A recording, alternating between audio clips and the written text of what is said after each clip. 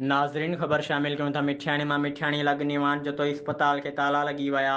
सेहत मर्कज़ ओचितो बंदि थियण ख़िलाफ़ एसटीपी ऐं जिस्कम जे कारकुननि पारां इस्पताल जे दरवाज़े अॻियां एहतजाजी मुज़ाहिरो कयो। ताला न खपनि, सिहत जूं सहूलियतूं खपनि, एमएस खे हटायो वञे जा ज़ोरदार नारा हंया विया। अॻवान अब्दुल हमीद पंवर, हबीब मशोरी ऐं अमजिद खोसो चयो त अॻूणी निगरान वज़ीर आज़म मरहूम ग़ुलाम मुस्तफ़ा ख़ान जतोई जे घर जे अस्पताल खे ताला लॻी विया आहिनि। इस्पताल खे बुनियादी सहूलियतूं ऐं डॉक्टर्स न मिलिया। मथां वरी मुक़ररु थियल एमएस सिजाद शाह इस्पताल खे ताला लॻाए छॾिया आहिनि। रोज़ानो मुख़्तलिफ़ ॻोठनि खां 200 मरीज़ इलाज कराइण लाइ इस्पताल ईंदा आहिनि।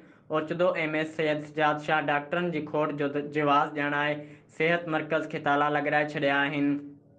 सिंध हुकूमत जूं कयल दवाऊं काथे आहिनि? इलाज जूं सहूलियतूं न मिलियूं पर इस्पताल खे ताला लॻी विया आहिनि।